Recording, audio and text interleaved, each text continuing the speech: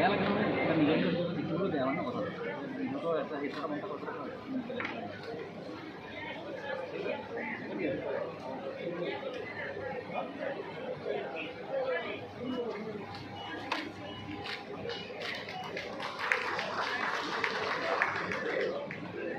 মাজত উপস্থিত আছে নগাঁও আজি আপোনাৰ মঞ্চৰ বেলেগ পৰিৱেশ দেখাইছোঁ। আজি প্ৰাক্তন মন্ত্ৰী ৰাজেন গোহাঁই ডাঙৰীয়া আহিছে আৰু তেওঁ কৈছে যে আজি খুব ভাল লাগিছে মনটো। যথেষ্ট অসন্তুষ্টি আছিল তেখেতে কৈছে আৰু আজি তেওঁ বৰ ভাল লাগিছে বুলি কৈছে আৰু ইয়াৰ পৰিস্থিতি পক্ষত দেখোন এটা শুভবাৰ্তা নহয় জানো, কি কয়? নাই, মই ভাবোঁ ইয়াৰ আজি এই যিখন প্ৰেক্ষাগৃহ ইয়াত থকা প্ৰতিজনৰে নিশ্চয় ভাল লাগিব, কাৰণ আজি আমাৰ দলটোৰ আপোন দলটোৰ প্ৰতিষ্ঠা দিৱস। ৰাজেন্দ্ৰ জ্যেষ্ঠ কাৰ্যকৰ্তা হিচাপে তেখেতে হয়তো তেখেতৰ ভাৱ প্ৰকাশ কৰিছে আৰু যিসকলে ভাৱ প্ৰকাশ কৰিবলৈ সুযোগ পোৱা নাই বা আপোনালোকে নাম লোৱা নাই, মই সেইসকলৰ নাম লৈছোঁ।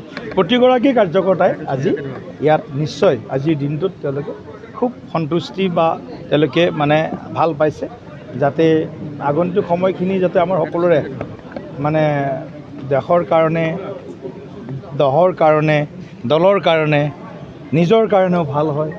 তাৰ কাৰণে সকলোৱে আজি ৰামনৱমীৰ পবিত্ৰ তিথিত আমি আকৌ সংকল্পক আমি দোহাৰিছোঁ আৰু নিশ্চিতভাৱে ভাৰতীয় জনতা পাৰ্টি এটা খুব আদৰ্শগত ৰাষ্ট্ৰীয়তাবাদী ৰাজনৈতিক দল। গতিকে কেতিয়াবা পোৱা নোপোৱাৰ ধামখুমীয়াত কেতিয়াবা মানুহে দুই এটা সৰু সুৰা কথা ব্যক্ত কৰে, কিন্তু এইবিলাক খুব সাময়িক, এইবিলাকৰ লং টাৰ্ম এফেক্ট নাথাকে, খুব শ্বৰ্ট টাৰ্ম এফেক্ট।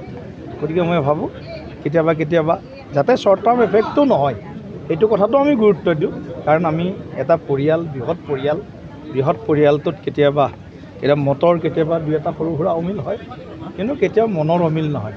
সেইকাৰণে মই বক্তব্যত কৈছোঁ, মোৰ যি লক্ষ্য ৰাজেন দাৰো একেই লক্ষ্য, ৰাজেন দাৰ যি লক্ষ্য মুখ্যমন্ত্ৰী ডক্টৰ হিমন্ত বিশ্ব শৰ্মা ডাঙৰীয়াৰো একেই লক্ষ্য, সমান লক্ষ্য, সমান আকাংক্ষা আমাৰ।